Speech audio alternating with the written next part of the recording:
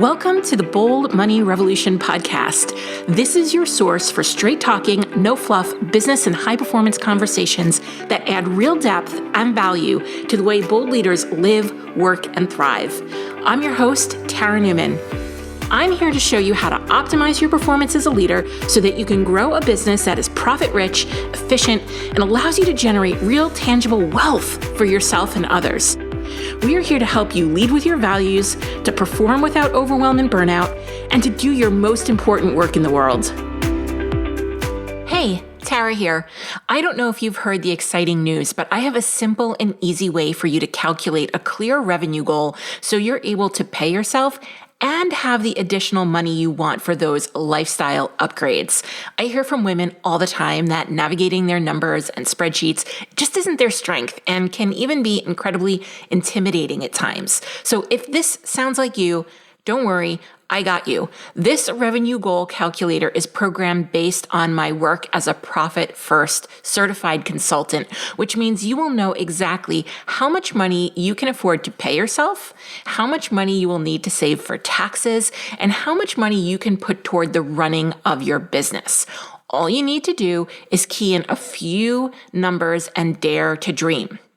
So to grab your revenue goal calculator right now, run, don't walk, and start paying yourself more, go to theboldleadership.com/revenue. Hey, everyone. Welcome to the Bold Money Revolution.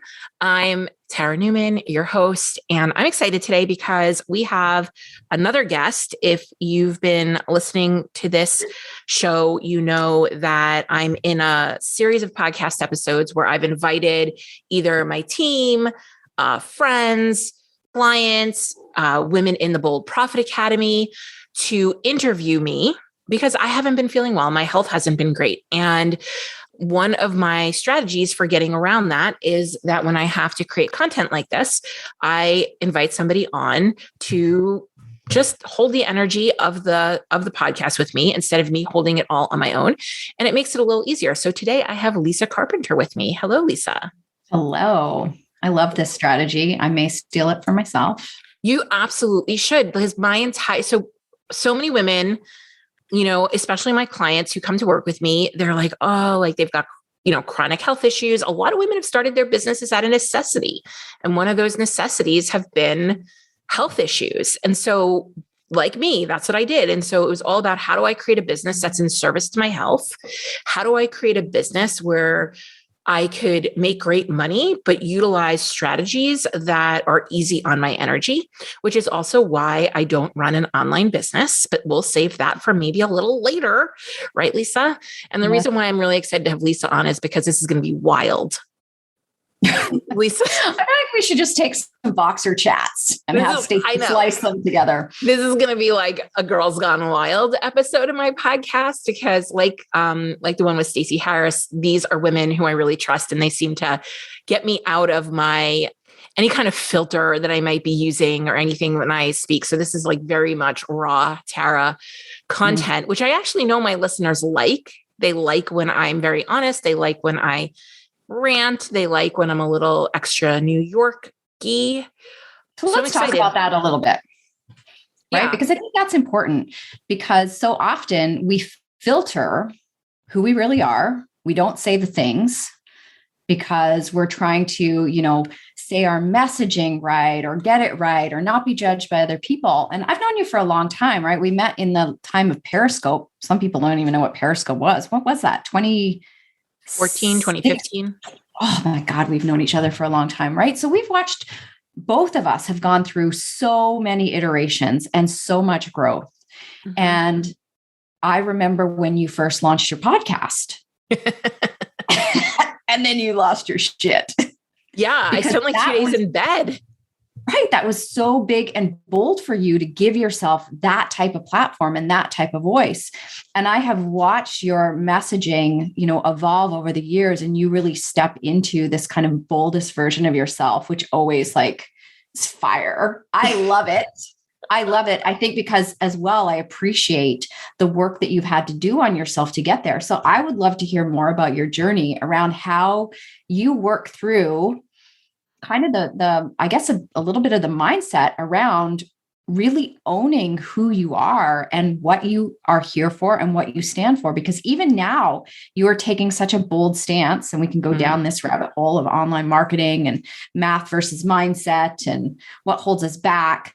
I think that I would like to hear, and I'm going to guess your listeners would as well, how you work through that. So true story, funny story. So I started out in the online space in 2012 blogging.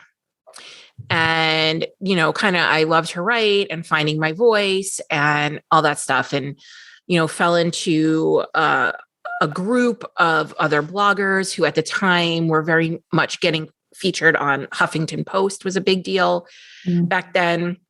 And everybody's like, you need to be on Huffington Post. You need to write an article for Huffington Post, blah, blah, blah, blah, blah. It took me 2 years and coaching to write a single blog post that I pitched to Huffington Post. Lisa's laughing. Sorry. What was the ROI on that 2 years? Then, and I'm gonna back up after I move forward for a minute, because this is just such a, like, I won't get a chance to tell this story. So the article was like, I don't know, it was like something about success. And in the article, I actually, at the time that I wrote it, I had started my business, but I was still working in corporate. And that's a whole other really interesting visibility nut to crack, that when you're either side hustling or when you're trying to transition from a career to your own business, and you're like, you feel like you might not be wanting to post on LinkedIn, or like you might not want to be like really out of the gates about it, but at the same time, you need to be visible and people need to know that you're doing a thing. And so that was a real interesting dance. I mean, I had very clearly told my employer at the time that I was leaving. So it was like they already knew. And when it got published, I think in the article, I'd have to pull it up again. I literally said, like, I'm basically on my way to like starting my own business and leaving my corporate job behind. And I don't know how the hell it happened, but the entire building that I worked in got hold of I don't know if they like had my name in Google, but like for like an alert, but so many people wound up getting their hands on this article. Maybe I posted it on LinkedIn. No. And it went like wildfire. And all of a sudden it's like, Tara quit. And I'm like, no, actually, I'm still here. But everybody thought I quit. It was really, really comical. But what really took me so long to get over was my mom all the time growing up kept telling me to filter. Because what I didn't realize until I was 44 and finally diagnosed with ADHD, attention deficit hyperactivity disorder, that hyperactivity piece is actually kind of a misnomer. It's not that you are like hyperactive, like the stereotypical boy bouncing off the wall, but you have impulsive thoughts and you have an impulsive brain that tends to just act. It tends to not have that pause from stimulus to response. And so me as a child, pre the world conditioning me, I had a lot to say. And if you think I have a lot to say now, like it was really fire back then too. And my mother did not have a fine appreciation for this. It was, I'm sure, embarrassing to her that I would say certain things. It was probably, I had this habit of, she'd have a room full of people, like a Tupperware party. And I would walk in and the first thing on my mind is the thing I needed from my mom. So I would not say hello to anybody in the room and I'd walk right through them and up to my mother and ask for what I needed. And she would be incensed. She would be like, you have to say hello to people in the room. Like, this is rude. You need, like, right. And it was all this around how I communicated and how I shared, and won't even get into how it got worse in corporate around what I could and couldn't say to people, even though I did, or like, and I had to really train myself. I used to count to 10 repeatedly before I would respond. Otherwise they would get the raw form of Tara. And sometimes that was okay, but sometimes it wasn't. So I would learn to count to 10. And so there was a lot of me filtering as a coping mechanism for having a very impulsive brain. Right. What I'm also hearing underneath that is, I think our parents really grew up in a world, and this happens today too, it might just look different, where we're always trying to navigate, how do we do this without being judged by other people? Because if we're judged by other people, what is at risk, right? Your mom might look like a bad mom, or what would people think of her daughter? I can only imagine what my mom is dealing with these days with me, because I have become more bold in my, the things that I've been sharing as well. So how have you now lowered that filter? Because I still think that there is something important around being able to take a step back, not filter, but like pause before we react, right? Process the emotion. Correct. Right. So there is this like learning curve, but it's not about filtering. It's about, okay, how do I want to respond in a way that's powerful, but isn't like watering down the message? Correct. 100%. So, over time, oddly enough, I picked the Bold Leadership Revolution, the Bold Money Revolution as the title of my business. And I've spent a lot of time thinking about what bold means. Because it's not loud. Bold does not mean loud. Bold to me means that you're willing to say or do the thing that you're uncomfortable saying or doing. And so it's not about what am I willing to do? It's about what am I unwilling to do? And looking at that and saying, okay, are you unwilling to do this because it's going to cause harm? Right? We don't want to cause harm. Are you unwilling to do this because it's not in alignment with your values? And if it's not going to cause harm and it's in alignment with your values, then what's stopping you? And then I think, yeah. And so then I think like over time, what happens is there you have a process for regulating the fear around doing it. And I just want people who are listening to this to realize that at least once a week, I message my team and go, oh my God, I said it.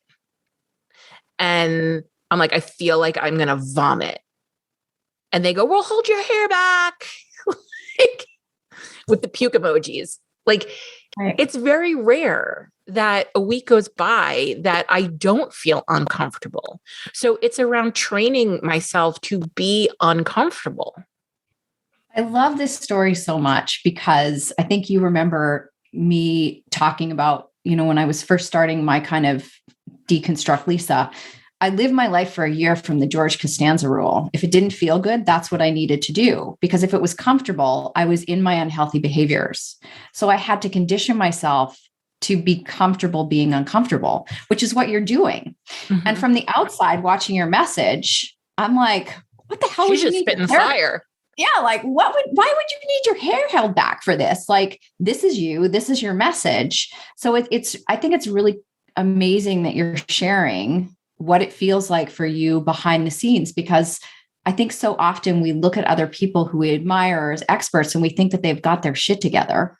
They're like so grounded in their message and they know what they're doing and they feel super confident. And I have learned for myself that that's rarely true. Rarely. I just posted on social media today on Instagram on stories saying like, hey, like I'm taking a step back from social media. Like, there will always be a podcast every week. I will always send emails. Those are the things that podcasts are batched. This is probably going to come out a month from after we're recording it. And emails are super easy on my energy. Instagram stories is really like, that's my journal. I journal on stories, right? And I say things and I journal, and I have been getting real into my edge lately on stories. And I have a lot more to say. And I'm still trying to manage my health. And I'm in this space where if I keep going on stories, I'm going to lean so hard into my edge. I'm going to dysregulate my nervous system. And that's going to have a negative impact on my health and healing right now. Because I'm like in a burn mode. Burn, baby, burn. And I need to like pull myself back, not to filter.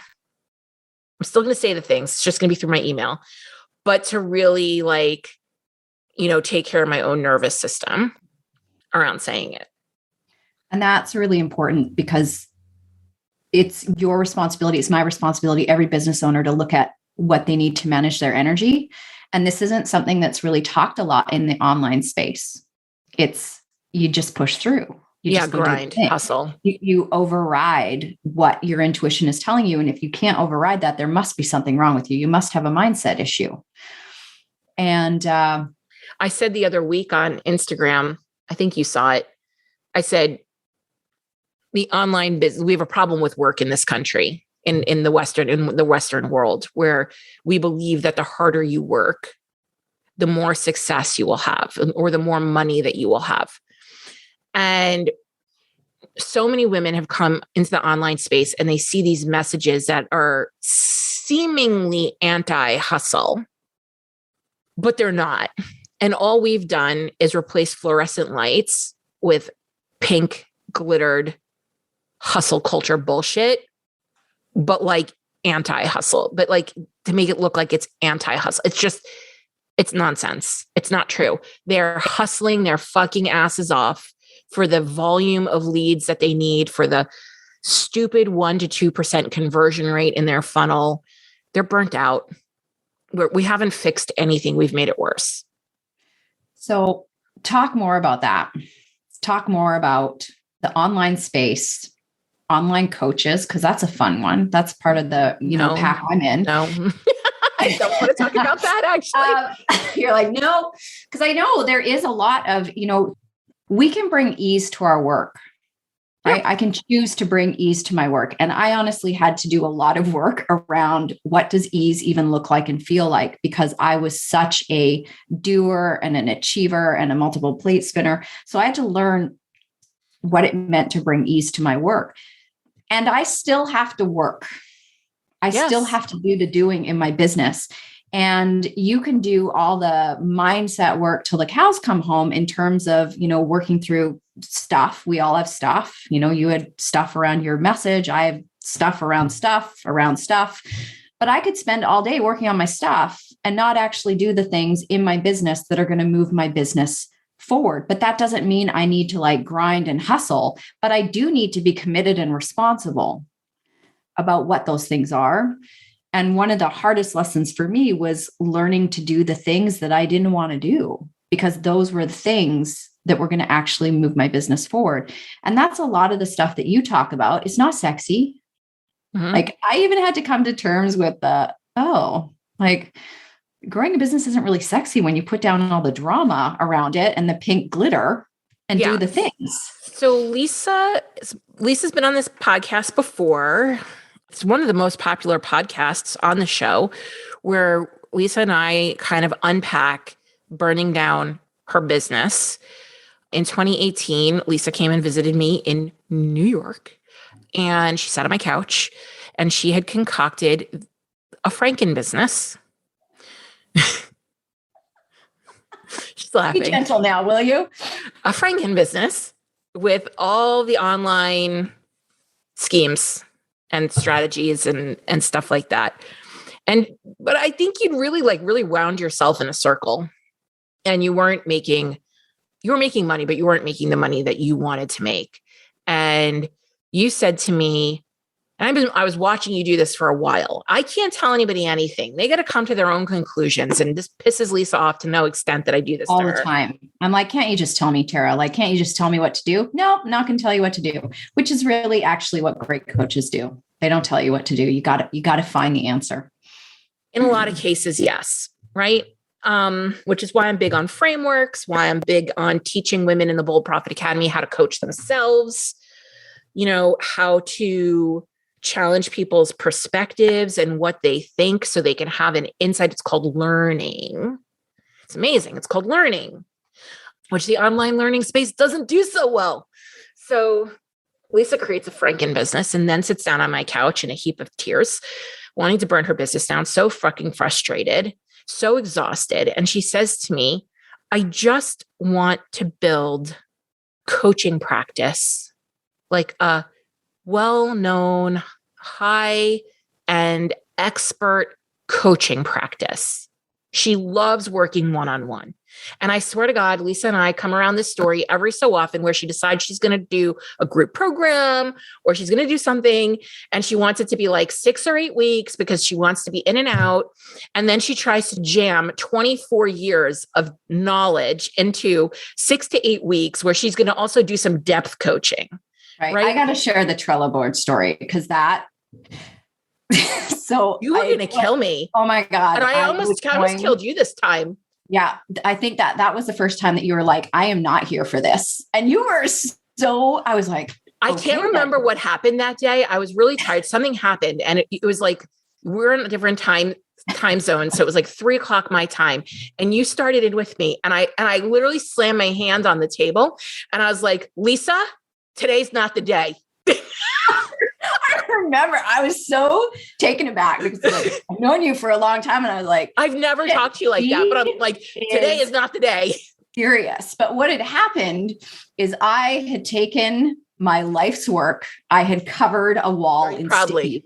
I had put everything on it. And then I had taken those stickies, right? Because I'm not a systems person. This is why I love you, because you can take the craziness of my brain and help me put it into, boxes. So I put it all on this Trello board and I was like, Tara, I've got my course. And you took one look at it and you're like, you will kill people with that. And you said to me, you see that one little tile there, Lisa? That's your program. And I was like, no, it's not. I'm doing all of this. And that was when you like completely lost your shit and you're like, I'm not doing this with you today. And that Trello board is still sitting there. It's a great Trello board. Right. You were so right for a decade.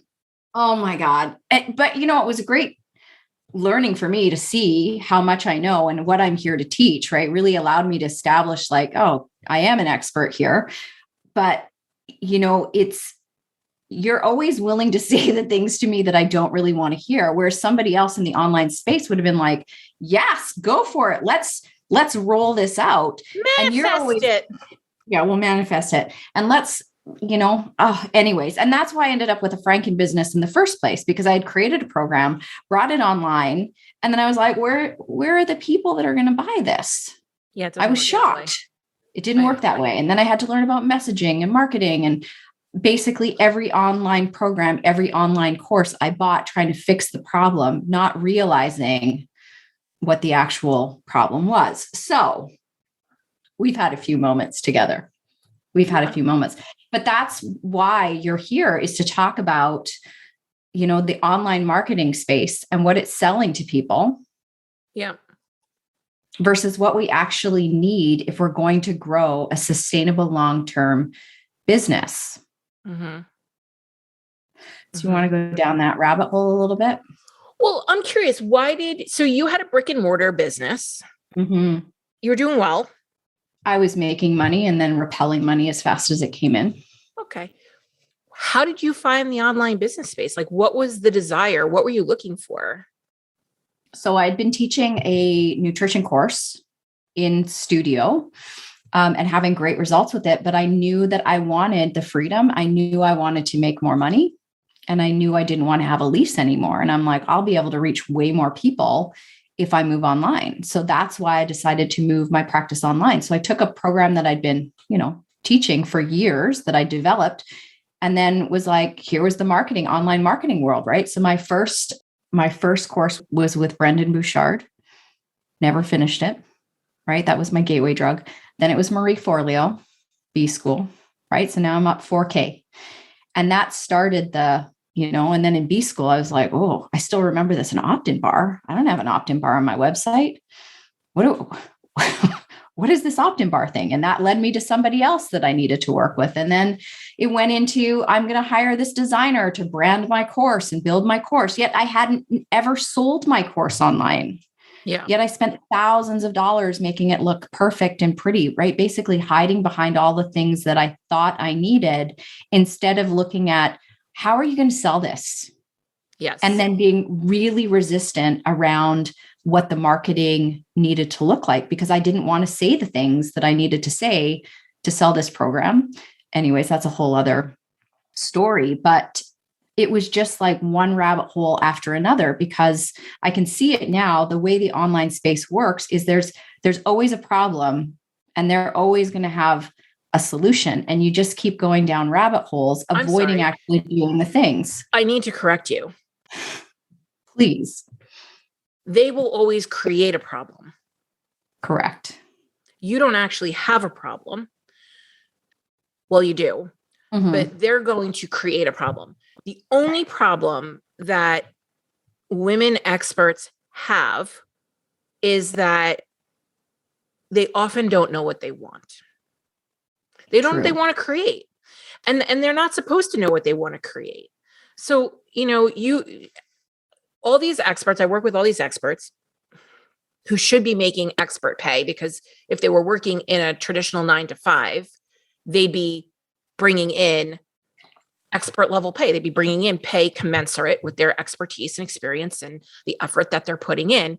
And that doesn't always translate when we have our own businesses. And they get blindsided because they're not an expert in business. And being an expert in business gets translated in the online space into being good at marketing. Marketing is not running a business. Yes. I can get you to multiple 6 figures without marketing. You don't have to market, but they tell you have to market, and technically you do, because they're trying to get you to sell $297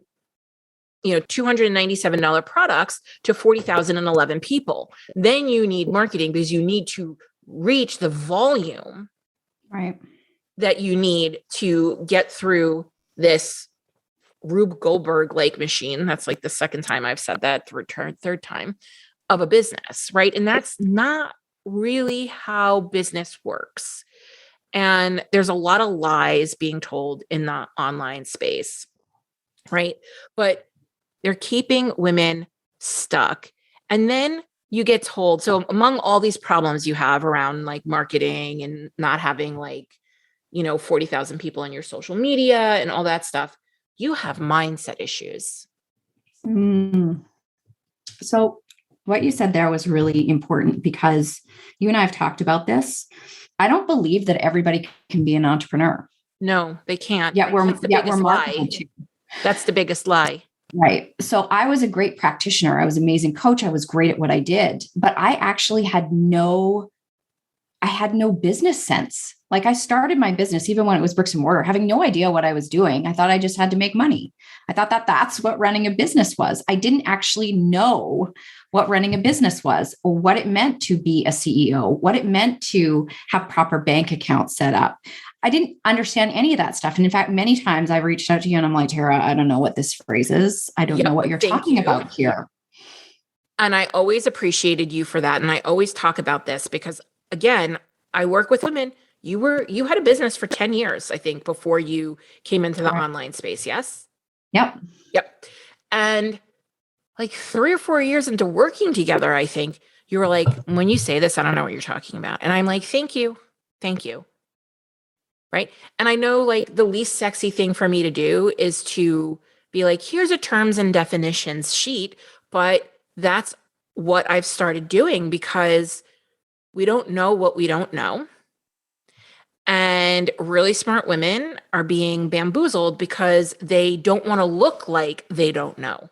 Right. And I didn't even know the questions to ask. Correct. I didn't know the questions to ask. So I didn't even know that this was right or wrong or good or bad. I thought that these were the things that I needed to create the success that I wanted. I think that courses are a great drug for high achieving women who don't want to look like they don't have their shit together, because they get to learn in private and no one is going to see what they know or don't know. And they tell themselves they're going to figure it out and they're going to cobble it together. And it's exhausting and it's a lot of hard work, instead of just adopting a beginner's mindset, being curious, acknowledging that you're not supposed to know these things. Yeah.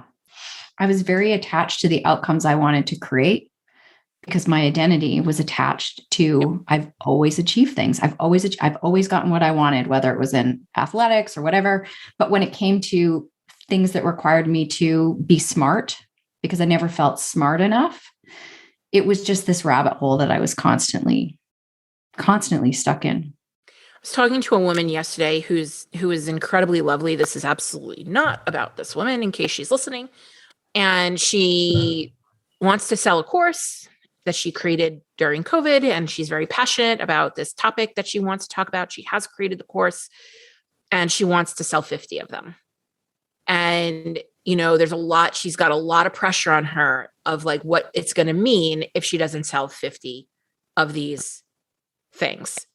And someone would probably tell her, think positive, see the 50 courses, see them, see the PayPal, see the ching, ching, ching on your phone.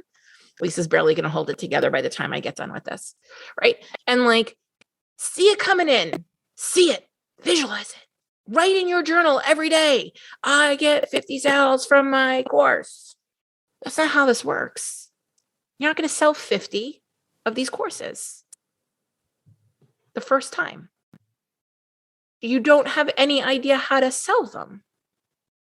You're very overly concerned about the landing page and the copy.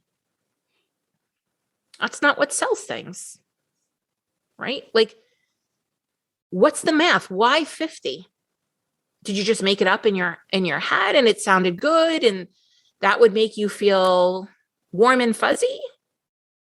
Why 50? Why do you want to make the money you want to make? Why $10,000 a month? Why $100,000 a year? Why? What happens with that? Where's it going? What's it for? What are you using for? What's the math? I love you and your math. Math versus mindset. You have made me and my fitness coach have made me learn to love and appreciate data, which I used to be very anti-data. I was very pro-feeling. And now I've been able to marry the emotion, but also the data. And the data, actually, the data almost always is the thing that guides my decisions now. But I also don't get attached to the data either. Right. It's a process. I remember having a very severe reaction every time I looked at my bank accounts, my first year in business. Very severe, like take my breath away, chest constricts, like almost anxiety attack kind of feeling. And what I decided is that I'm just going to look at it every day. I'm going to look at it every day until that feeling in my chest, that tightness in my chest starts to loosen and starts to relax. Not then go avoid it. No, you got to go in. You got to do the uncomfortable thing, or you got to look at it. Ramit Sethi says we over prioritize math and under prioritize like whatever he talks about, mindset, inner psychology, whatever his thing is. And I'm like, no, actually, you're wrong. Or you're half right. Women will over prioritize mindset because that's comfortable to them. And under prioritize math because that's not comfortable to them. Correct. Because the math made me feel not very smart. The math put me into that place of I'm not doing a good job. I'm not doing enough. I don't know what I'm doing. So I just focused on the mindset piece, which was important for me. But eventually it came to a point that focusing on the mindset all the time was actually the thing that was keeping me stuck and not moving forward until I moved into the action pieces of what needed to happen around my money. Here's how I see it.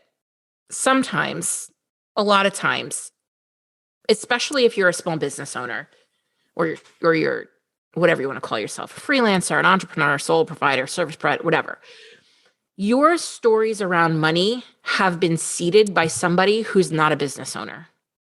So your beliefs are beliefs of muggles, not wizards, right? And everything about owning a business, running a business, being an entrepreneur is the exact opposite of our default human psychology. So sometimes if we just look at the facts, the black and white, the math, does it change that belief? Does it shift things? So when somebody comes to me and they're flipping out about all the fees they've been charged by PayPal, and we look at, because fees are bad in non-business space. Correct. Right? Fees are bad. So if we look at the fees in comparison to your revenue, and we look at the fees in comparison to what Profit First would allot for operating expenses, and you realize that it's a ridiculously small amount of money, negligible, but it's the price of doing business. Does that change your mindset around fees? What are your other options? Are you going to be running to the bank and cashing checks? No, we don't want to do that, right? So if you look at the math, does it change the belief? Does it change the mindset? Does it calm you down to go, oh, because most of the time, a lot of times when I do the math, someone goes, oh, I'm a lot closer to where I thought I wanted to be. I'm a lot closer, instead of thinking that you're so far away. How many times, if I had a dime for every time one of you, my clients, told me that they weren't making money and then looked at their actual numbers, Lisa Carpenter, and then realized that they're making more than they were making the last time they checked, or the month before, or the year before, or whatever. Your feelings are not facts. So that was really big for me in terms of stepping into being a CEO, was making that decision. Like, it was no longer an option for me to not have a sightline on my money. So regardless of how setting up a spreadsheet felt uncomfortable, which I think you initially gave me a template for. One of my biggest wins, this was like 2 years ago, was like, oh my God, Tara, I set up my template and I plunked in my numbers. I wasn't even excited about the revenue. That was cool too. But it was the fact that I did the spreadsheet, and every year I do the spreadsheet. So I track my banked revenue, I track my booked revenue. So I have a great sightline on my money. And by doing that, right, by doing the thing that I didn't want to do, that's where I got more confidence around my money and around my leadership in my business, because everybody wants to have this bigger business, yet they haven't worked on the skills that build that capacity to hold a bigger business. So I want more money, I want more clients, but they don't actually have the systems set up in the back end. So if I look back on my Franken business, if I had actually created the launch that I wanted to create, I didn't have the capacity. I would have absolutely collapsed. I wouldn't have known how to handle the money. Yep. Right. Like, the money would have gone back out the window, because I wouldn't have known, like, what are my expenses? What is my profit? And many people in the online space do not understand these things. So they're talking about 7-figure launches and blah, blah, blah, yet they're not profitable. Losing hundreds of thousands of dollars. Somebody told me yesterday that somebody they know put like $100,000 into Facebook ads, and like it worked, but like, it doesn't always work, blah, blah, blah. Like it didn't get them the result that they wanted, even if they would have made the money. Right. So how many people do I know that have put like $100,000 in Facebook ads and it hasn't worked? I know a lot of people. But if you took that $100,000 and put it in the total stock market index for 25 years, and I get y'all don't have patience. I know. This is why the internet marketers are winning, because they're winning the game where you don't have the patience to wait 25 years. But if you made $100,000 and put it in the total stock market index for 25 years, you would have over $500,000. Right. So this has been the next step for me, which I know you've wanted to wring my neck around this as well. I'm a little bit of a slow learner. You actually said something really important. You said you had to figure out how to make money before you could figure out how to get your money working for you. Right. And there's a very big different mindset, which I've also had to come to understand, between generating revenue versus building wealth. That's two different ways of being. And it's two different ways of navigating your money and things I need to educate myself on. So do I want to spend my time educating myself on better marketing? Not really. Or which is where a lot of people are spending their time. Right. Or do I want to spend it on, okay, now I have this revenue that's coming in. What do I need to learn so that my money can go make me money, so that I'm not actually the one having to do more?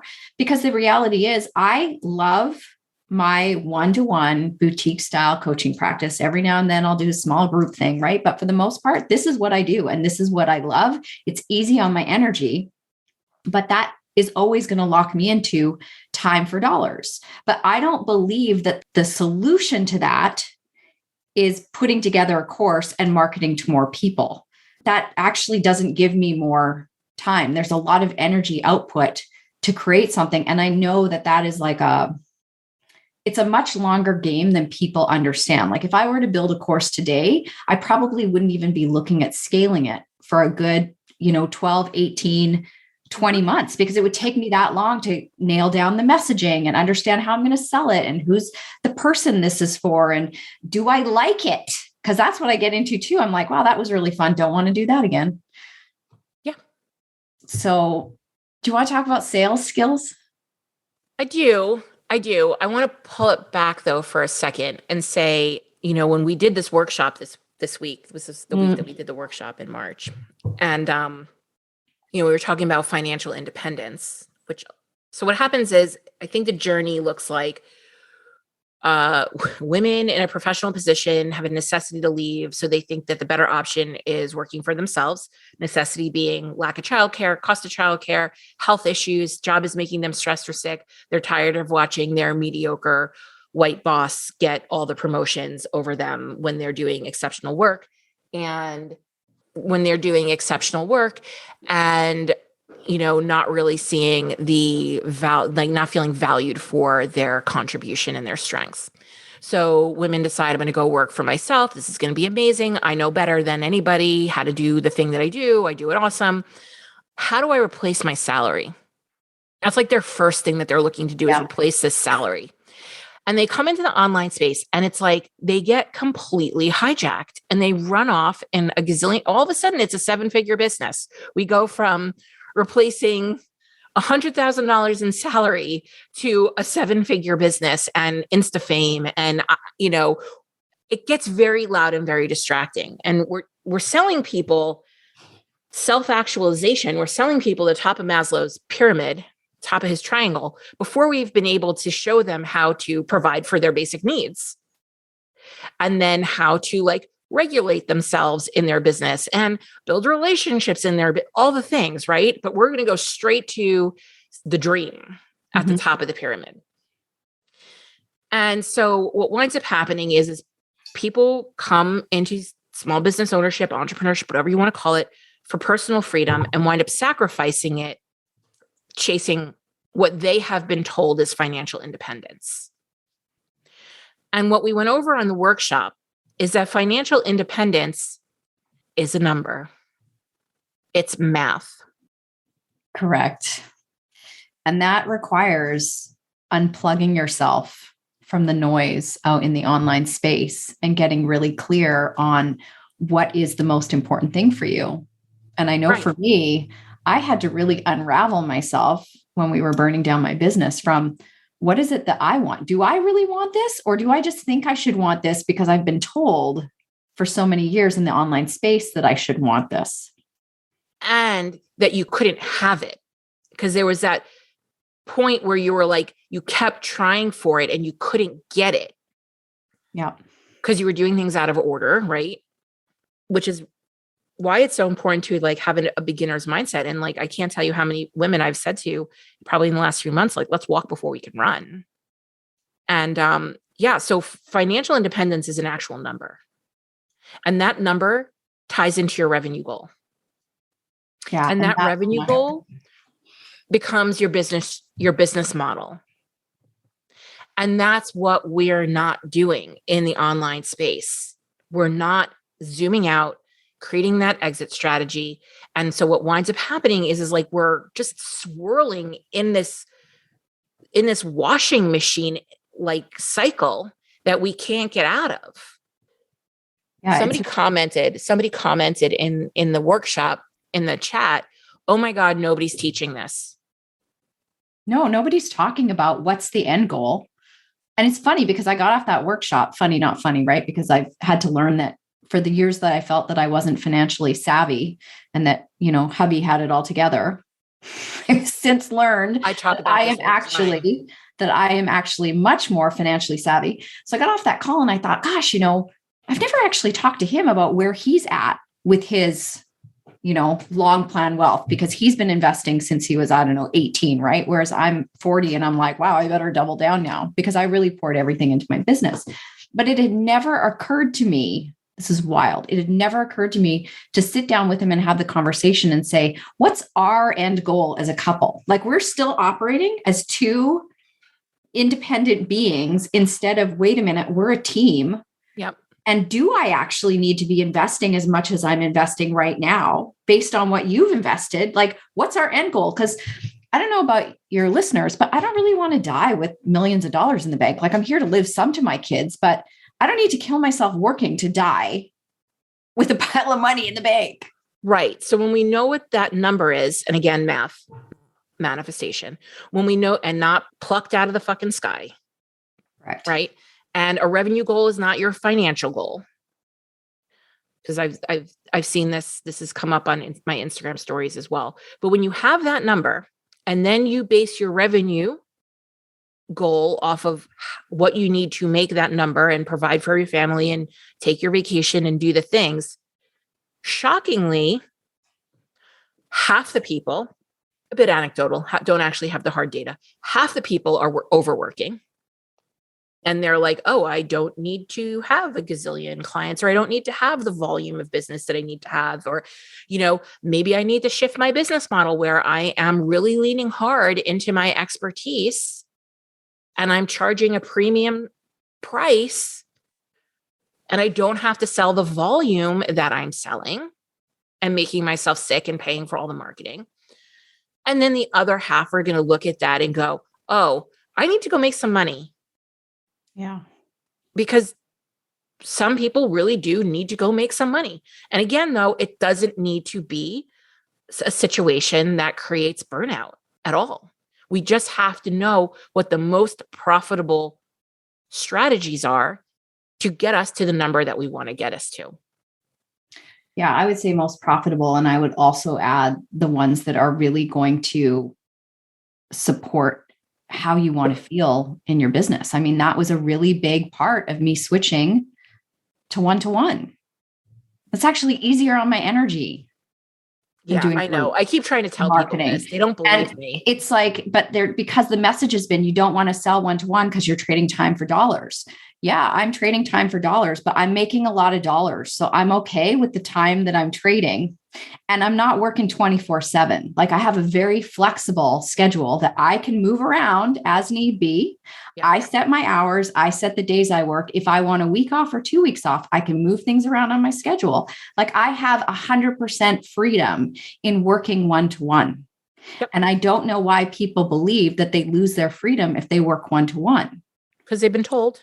They've been told, but it's not the truth. And I actually think one of the easiest ways to create profitability is working one-to-one first. Build your 100%. Build your skills, build your expertise, charge more for what you're doing. And in today's world, when we need connection more than anything, but we're more disconnected than ever, that one-to-one high-touch container is very, very powerful right now. It's also going to recession-proof your business. Yeah. It's Agreed. Going to recession-proof your business because, again, I hate to speculate. I think there's a pretty fair chance that we are going to have an economic downturn. Don't know how bad, don't know how not bad it's going to be, but all signs are pointing to that as a go. And the online business space, in like air quotes, is a fairly new game. I mean, have we really, as online business owners, have you really had to do business during a time that lacked peace and prosperity? If you've been doing business in this space for the last 10 years, the answer is no. 11, 12 years. The answer is no. Mm-hmm. Right? How many of the web celebs that are teaching you business, marketing, whatever the hell they do, circle jerking, how many of them have run a business during a time of peace and prosperity? I don't know. I'd start asking. Let's break this down again. The membership model. Mm-hmm. The membership model that everybody loves, right? And I'm not saying it's a bad model. I think there's absolutely a place in your business for a membership model. I think it's great if it's a side hustle. I think it's great if you already have a long-term established, revenue stream coming in, and this is in addition to. If Maybe you've reached financial independence and don't need to be bringing in income that would be substantial enough to really provide for your family. I think it could work then. I think that there are the top 10% of memberships that really, really work. And I know in downturned economies, the first thing that people cut are dues and subscriptions. So, given the fact that the membership model in a service type, educational type industry is relatively new, not one that we've seen 10 to 12 years ago, I'm curious as to how that's going to fare. I already know many of them are not faring well, and we haven't even gotten to the economic downturn yet. Courses are another one, right? In general, when people start to feel like they need to tighten their belts, okay, gas prices have just really gone up. They've doubled in the last year. So if you were paying $40 a tank a year ago, you're paying maybe $80 a tank now. I don't drive that much, so I'm not 100% sure. And if you are selling info products at $37, and people need to decide between whether or not they're going to put gas in their tank or buy a $37 info product. Let's look at another thing, courses. How do most people pay for courses? Credit cards. Guess what's going up? Interest rates. Borrowing money is about to get more expensive. People are going to be thinking twice before they pull out their credit cards, right? People are going to be thinking twice before they make those impulse buys in your funnel. Correct. So I'd be really concerned. But do you know who doesn't think about that stuff? I'm not thinking about that stuff. I'm not fucking thinking about it either. And I don't mean to be brazen and a bit of an asshole, but when you have money and when you have margin and you've created a life that's financially secure, you don't worry about these things. No. And if you were in this position, like Lisa and I need you to also consider how you're going to spend your money to take care of the people who are really struggling right now.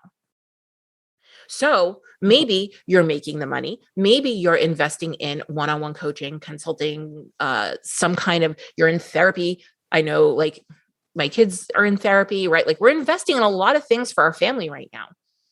But we're also going to make sure that the food pantry is secure because the cost of goods at the grocery store are going up. We're going to be asking around in our school district to see if there's any families who are struggling, and we're going to be present to this as well, which is why making money for me is so important because it not just takes care of me, but it can really support my community as well. So let's really get clear on what is about to happen in the world and how we can be a part of the solution and not fall victim to these circumstances. There are going to be enough people, unfortunately, falling victim to these circumstances. Or we do not have, you're in Canada, I'm in the US, so we have a little bit of a different situation. The US has shit social support for people. We have lots of social support, but our government is just printing money like so is ours. That's a whole other for another day, girl. That's a whole other conversation.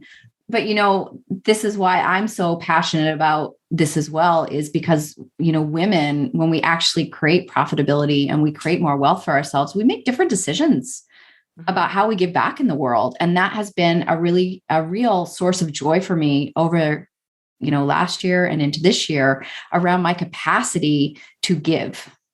Yeah. We didn't have before. So now let's talk about sales really quick. It's how you feed your family. Yeah. I don't know how else to fucking say this for people who are like, sales is sleazy and icky and slimy. And I get it. Like, I get it because I was there too. I was there. I did not start off as a human who liked selling. And so one of the things that I really want to do is help people reframe an outdated paradigm around selling and really step in and reframe what this could potentially look like for you going forward. But if you want to earn an income independent of an employer, which many people do, even if it's hard, even if it means slightly less money, even if it means whatever, right? Like there's still so many people who are like, I am unemployable, right? I need to earn my income independent of an employer. Then you need to understand how money works. You need to understand how to make it, how to spend it, and how to keep it. and a funnel and a link that's like, click here and buy. This is not selling, right? And selling is actually, I'm going to flip it for a second. Instead of asking ourselves, and I'm going to have Stacy, my podcast producer, put the episode in here where I actually go through reframing how we think about sales, because I've done that in a podcast episode. But here's the big reframe. Stop making it about you. Stop making it about you feel icky, you feel slimy, you feel sleazy. Stop making it about like it doesn't feel good to you. And stop asking yourself, when are people going to buy from me? Where's my next client coming from? And start asking, why do people buy? Why do people buy? This is what we teach in the Bold Profit Academy. We teach buyer psychology, the customer decision journey, and jobs to be done theory. And all those things help you understand why people buy. The functional job they're looking to do, the emotional job they're looking to do, the social job they're looking to do. And it's not about everybody always having a problem, right? It's about making progress. How do people who you care about, who are in your area of that are looking for people in your area of expertise, whatever that is, what progress are they looking to make? And how can you be a part of them making that progress? That is what selling is, period. So we need to get over it. End of rant. I'm just sitting Lisa's here holding her breath. I'm holding my breath. I'm like a bobblehead over here. But this is why I am so grateful that you're speaking out more about this stuff, because you're talking about the things that other people aren't talking about. You're not holding balloons in front of the Eiffel Tower wearing a pink tutu. You're actually talking about the gritty things that we need to learn in business. And when you really understand sales, and I'm not saying I've mastered it yet, because God knows I've had my pushback on this as well. This is something I'm still working on as well. But when you really master sales and understand the importance of it in your business and why it's important that you master it, you'll never really have to worry about anything in your business. Like when you feel confident in your ability to sell, it puts the power back in your hands versus, why aren't people buying from me? And being the victim of your business. What you have mastered that we work on, and we work on this in the Bold Profit Academy as well, is identifying opportunities that are right in front of your face. Finding leads and prospects that you didn't realize were there, call them invisible leads. Understanding who's warm, who's hot, and, focusing on having conversations with those people. And that's the majority of the game. Yeah. And that's been creating those opportunities. Yeah. And not waiting for them to come to you, because the online business space teaches you to wait passively for opportunities to come to you. You just sit there at your computer and I'm waiting for somebody to click on my link. I'm waiting for my PayPal things to ching in my inbox. I'm waiting, refresh. No, that's not how it happens. You actually have to get out there and talk to people and build relationships. Put in the unsexy work.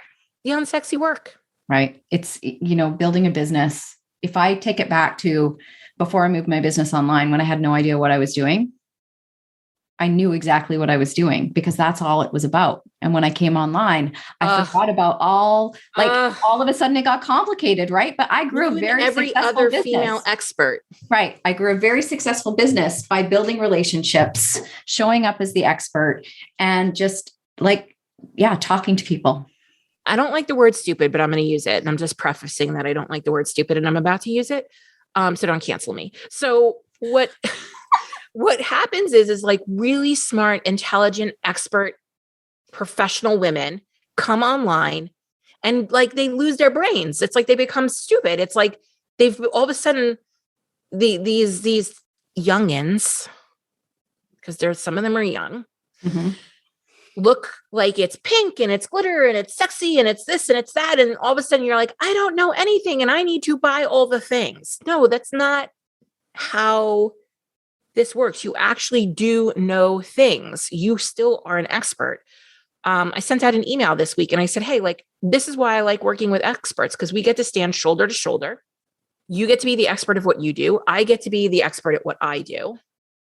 And we partner, and there's no weird guru-esque power dynamic shit happening in my work. Yeah, it's really a collaborative approach, right? Yeah. You really guide women back to being able to trust themselves, to learn the thing, to grow their businesses, and to create what it is they want with a lot more ease, but not without the discomfort of doing the things that they've probably been unwilling to do. Yeah. I mean, you do have to get uncomfortable. Correct. It just is. You got to show up and you got to get uncomfortable. You got to implement, you got to stay in it every day. It doesn't have to be a lot of work. It's like little bits of work every day. Yeah. Same as how I would apply to the gym, right? I'm not always going to pick up an extra 5 pounds, but maybe I can add a half pound on each side. And that half pound every week, week after week after week, will add up to a lot. So patience, consistency. Yeah. Thank you for coming on. My message is going to be getting bolder. Good. I'm going to be in the background, like slow clapping, sending me the fire emoji like you do. Right. We all need those people in our lives that see us for who we are and really champion for us to be more than what we are and hold us to what is possible for us. And you have always been that for me. And I love being that for you. So go you, because this message needs to get out there. Yeah, seriously, if you're listening to this, it's time. It's time to make decisions. It's time to decide whether or not you want to be here in 3 years with a business, earning income, making progress, steps ahead. And if you don't, if you're like, hey, Tara, like the things you're talking about, sound good, but don't really want to do it. Not interested in being uncomfortable. Too tired. Whatever your shit is, that's fine. But make that decision and get out. Stop. Go get a job. There's nothing wrong with that. Unplug, unfollow all the business accounts. Stop listening to this podcast, right? Like, go have a life that is different and that is the one that you want to have, because too many women are harming themselves, quote unquote, trying to be an entrepreneur or trying to run a business. And we don't have the bandwidth for that anymore. Nobody has that capacity. So if you're like, you're right, I'm done, then be done, get out, go get a sandwich, drink some water, get some sun on your face, get a job. It's cool. But if you're in, you got to be all in now. Now is the time you got to be all in. And that doesn't mean hustle your ass off. It means get in the right rooms, start shifting your perspective, start investing in what you want 3 years from now, not today. Yeah, you have to decide. You have to decide to do the work. Yeah. There's just no way around it, because trust me, I spent a lot of years looking for the easy button. There's got to be a way to do this where I'm not going to have to do the uncomfortable things. It doesn't work. If you want to be an entrepreneur, if you're hardwired to be an entrepreneur, there will come a time where you have to just do the doing. You have to commit to doing the doing. That's it. It's not sexy. Nope. Worth it though. So we like, peace out. Now we're done. We're done. Drop the mic. We've been at it for like an hour. Oh my God. I'm so glad I had the opportunity to do this. I hope you invite me back to pick your brain again. It's good. Absolutely. Tell people where they can find you, by the way. Oh gosh, where am I hanging out these days? Probably the best place to find me is on my podcast, the Full Frontal Living podcast. I'm occasionally on Instagram stories, but like you, it's kind of an in and out, depending on where my energy's at. And they can find me over on my website at lisacarpenter.ca. Awesome. Thanks for coming by, Lisa. Thanks, Tara. If you found this podcast valuable, help us develop more bold leaders in the world by sharing this episode with your friends, colleagues, and other bold leaders. Also, if you haven't done so already, please leave a review. I consider reviews like podcast currency, and it's the one thing you can do to help us out here at the Bold Leadership Revolution HQ. We would be so grateful for it. Special thanks goes to Stacey Harris from Uncommonly More, who is the producer and editor of this podcast. Go check them out for all your digital marketing and content creation needs. Be sure to tune into the next episode to help you embrace your ambition and leave the grind behind.